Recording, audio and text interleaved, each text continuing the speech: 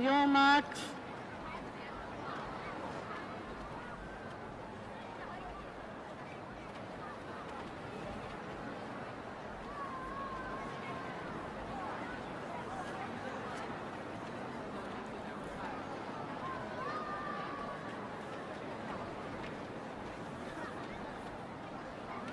Hi guys, welcome back once again. We all know Jamaica and the United States have given track and field fans some unforgettable battles. And this race was another reminder of why sprinting is so exciting.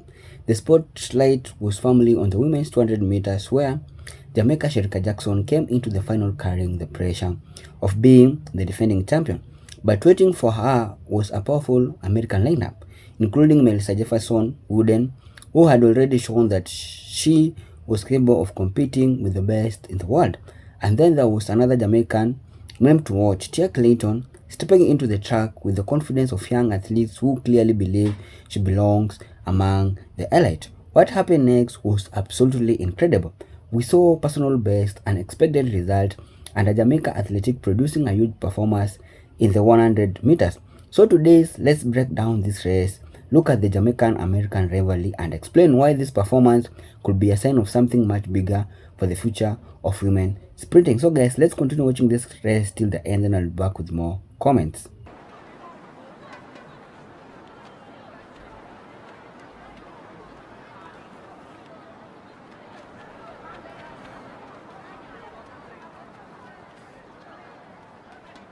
But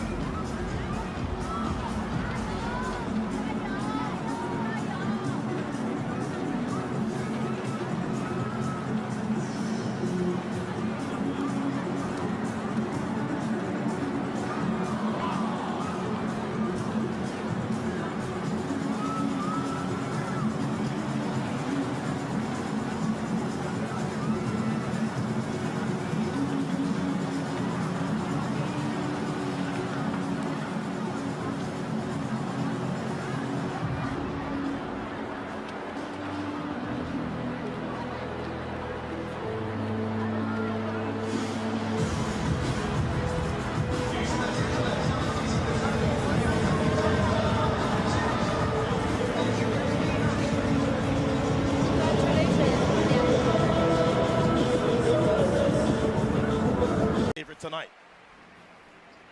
In order to win that world title, you got to go through the defending champion, Sherika Jackson of Jamaica. There's never been a sweep in this event at the World Championships, and I think the presence of Sherika Jackson, along with a good lane draw in 7, may prevent the United States from sweeping as we look at the 2019 World Champion, Dina Asher-Smith. Now 29 years of age, competing in her 7th Outdoor World Championship, making yet another world final. A Navia battle of the United States will be just behind her in 8th. Great lane draw for her. She's going to have to set a personal best to be on the podium. Her personal best stands at 21.9. She's going to have to go a little faster, but I think she's a definite medal threat. And trying to put herself in the same conversation as Allyson Felix of the United States, winning 3 consecutive World 200-meter titles. Sherika Jackson is in 7th. She has run more top 10 times in this event than anybody else in the history of the world. Here's the big favorite, Lots of history on the line here. The U.S. hasn't won a world title in this event since Allison Felix did it way back in 2009. And there are her parents, Melvin and Joanna Jefferson, sitting up in the booth of World Athletics President Sebastian Coe. Second athlete from Great Britain is the 23-year-old Amy Hunt, their national champion in the 100 meters. The evergreen Marie-Josée Talleu-Smith will occupy lane 4. She's got silver, she's got bronze from this event, but she hasn't won a medal since 2019. There are 4 Americans in this women's 200-meter final. Brittany Brown has tasted the podium at the World Championships. Silver in 2019 behind Asher Smith. Bronze in Paris last year. And Mackenzie Long, because Brown won the Diamond League and Gabby Thomas pulled out due to injury, she got advanced as the 4th member of Team USA, and she also makes the final. Yeah, she's one of just a few women to run under 22 seconds. Here's the Bahamas' Antonique Strawn. You see that left leg wrapped. She was in some real discomfort after the semifinal, but she clearly has decided to give it a go. That is a tough lane to run all that turn with your leg bandaged in lane 1 as we get back now to the 100-meter world champion, fully focused on the task at hand, but the 2-time defending champ will be to her outside in lane 7, Shericka Jackson.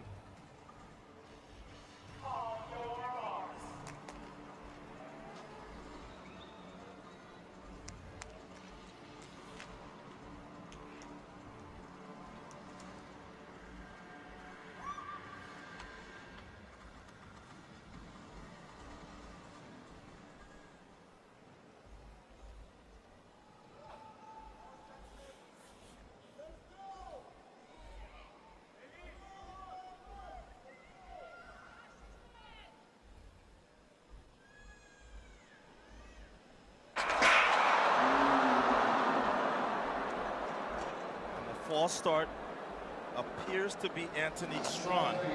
Is this a case of her just taking herself out of this final because she knows that she can't finish it? Yeah, you see the reaction time in lane 1.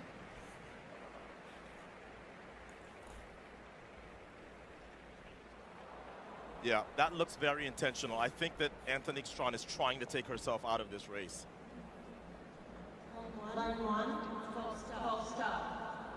And you hear the announcement by the official. False start in lane 1. She comes over to have a brief conversation here. This is her 7th outdoor world championship, but she would get a chance to review the data.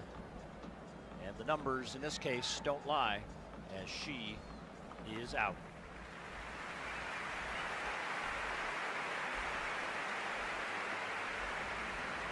It's the women's 200-meter final from Tokyo, Japan. Melissa Jefferson Wooden. Melissa Jefferson, Shericka Jackson has run in her, and Shericka Jackson. Jefferson Wooden in the lead. Between her and the rest is realized. Personal best, the fastest time in the world this year for Melissa Jefferson Wooden. And Amy Hunt pulls a big upset and relegates the defending world champ Jackson to 3rd as she picks up a medal for Great Britain. So with that 21:68, Melissa Jefferson Wooden now goes into the top 8 of all time. And I told you after the 100, Melissa Jefferson Wooden is here to stay. She reminds us of that with this. Hi guys, welcome back once again. Let's start with the women 200 meters because this was one of those finals where almost every athlete had a reason to believe she could make an impact. The biggest name entering the race was obviously Shericka Jackson. Jackson has already established herself as one of the strongest 200 meters runners of her generation. She wasn't simply competing for another medal, she was trying to defend her position at the top of an event where she had already built an incredible reputation. But the American team came into the final with serious strength. Melissa Jefferson Wooden was one of the athletes everybody needed to watch. She had already demonstrated that she could perform under pressure, and this final gave her the opportunity to prove that she could take the next step. There were also other dangerous competitors in the field, including Dina Asher Smith, Brittany Brown, MC Kenzia, Long, and Hami Ant. So this wasn't a race where one athlete could simply show up and expect to win. Every details mattered. The start mattered, the way they attacked the bend mattered, and most importantly, they had to maintain their speed when they entered the final straight. That's one of the reasons I love the 200 meters. The 100 meters is about explosive speed over a very short distance, but the 200 meters ask athletes to combine that speed with control and endurance. You have to attack the curve without wasting too much energy. Then, when you reach the straight, you have to convince your body to keep producing speed even when the race is becoming extremely difficult. That's where champions separate themselves. And when the finals finally get underway, the tension was obviously, unfortunately, the race also had a dramatic moment before everybody could settle into the competition, with an athlete being disqualified for a false start. That shows just how unforgiving sprinting can be. In race, that lasts only around 20 seconds. Even the smallest mistake can completely change your night. There's almost no room for hesitation. Then came the moment everybody was waiting for. Melissa Jefferson wouldn't produce sensational performance. She crossed the line in 21.68 seconds, setting a personal best and establishing herself among the fastest women ever recorded in the event. That is a massive statement, and what makes the result even more impressive is the quality of the competition around her. Sherika Jackson was still there fighting for the podium while Amy Ant produced a major performance of her own to secure a medal for Great Britain. For Jamaica, Jackson finishing third wasn't necessarily the result everyone expected, especially considering her incredible history in the event, but that's sport. You can be the defending champion, one of the most experienced athletics in the field, and still face someone who simply has the better race on that particular day. And instead of looking at Jackson's result as a failure, I think we should recognize how difficult it is to remain at the highest level year after year. Our consistency has already made her one of the Jamaican sprinting icons. Now let's move over to the 100 meters because this is where another Jamaican athlete really caught my attention. Tia Clayton. At only 20 years old, Clayton is part of a younger generation of Jamaican sprinter that is beginning to make people pay attention. And she didn't just participate, she delivered. Clayton crossed the line in 10.83 seconds, recording a new personal best and taking the victory. Think about that for a moment. A personal best is a major race, means the athlete isn't simply repeating what she had done before. She's discovering another level of her ability, and that's what makes Clayton exciting. She has youth on her side, but she's already showing the technical qualities needed at highest level. In the 100 meters, the start is absolutely crucial. There is no time to slowly build into the race. Once gun goes off, athletes have to react immediately, get out of the blocks, efficiently accelerate rapidly, and then maintain the mechanics all the way to the finish. If you lose too much ground in the opening stage, catching the leaders become extremely difficult. That's why reaction time and acceleration are so important. But there's another factor people sometimes forget: relaxation.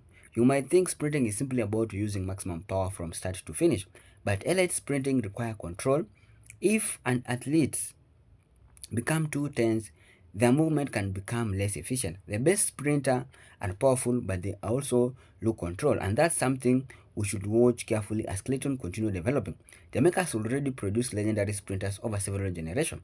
Names like Shelley Ann Fraser Price, Ellen Thompson Hera, and Sherika Jackson have helped maintain Jamaica's reputation as sprinting powerhouse. So guys, let me just know what you think in the comment section. I've all seen how Jamaica has really delivered. Let me know what you think. And if it was for the first time you come across my video, humble request, don't forget to subscribe, like, share. Let me see you in the next clip. Be blessed whenever you are.